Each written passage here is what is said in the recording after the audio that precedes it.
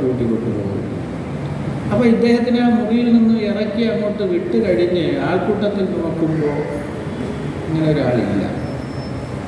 ആ സന്ദർഭത്തിൽ നിന്ന് മറ്റേ ആളിൻ്റെ പിടിയിൽ നിന്ന് രക്ഷപ്പെടുത്തിക്കൊണ്ട് പോവുകയാണ്.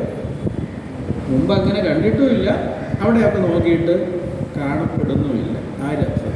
അപ്പോൾ നമ്മുടെ വിശ്വാസം, നമ്മുടെ പരിപൂർണമായ സമർപ്പണം ഒരു കളങ്കവുമില്ലാത്തതാണ് എങ്കിൽ രക്ഷ ഉറപ്പാണ് എന്നുള്ളതാണ്, ഗുരുവിൻ്റെ സംരക്ഷണം ഉറപ്പാണ് എന്നുള്ള ആ തത്വം ഇതിൽ പറയുന്നതിന് ഇങ്ങനെ ഉപോത്ബലമായ എത്ര സന്ദർഭം വേണമെങ്കിലും നമുക്ക് കാണാൻ സാധിക്കും. ആചാര്യന്മാരുടെ ഒക്കെ ജീവിത അനുഭവങ്ങൾ വിവരിക്കുന്ന ഗ്രന്ഥങ്ങളിൽ നിന്നൊക്കെ നമുക്കത് കണ്ട് മനസ്സിലാക്കാൻ സാധിക്കും.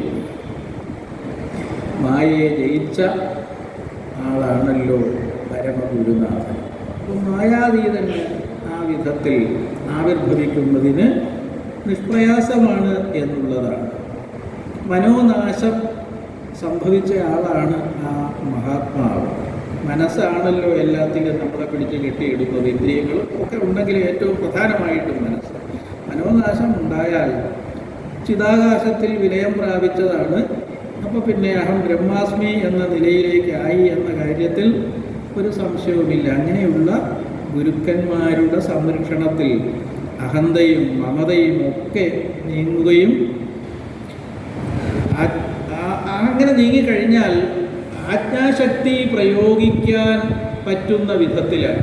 അങ്ങനെയാണല്ലോ നമ്മൾ ഈ കണ്ട സംഭവങ്ങളിലുമൊക്കെ ആജ്ഞാശക്തിയുടെ പ്രയോഗം കൊണ്ടാണ് അപകടത്തിന് കാരണക്കാരായവരെ ദൂരീകരിക്കുന്നത്, അകറ്റി കൊണ്ടുപോകുന്നത്. അപ്പോൾ അങ്ങനെ ഏത് ശക്തി വിശേഷം പ്രയോഗിച്ചും സംരക്ഷണമൊരുക്കാൻ പറ്റുന്ന നിലയിലേക്ക് ഗുരുവിൻ്റെ സാന്നിധ്യം ഉണ്ടായിക്കൊള്ളും എന്നതാണ് നമുക്ക് വ്യക്തമാക്കി തരുന്നത്.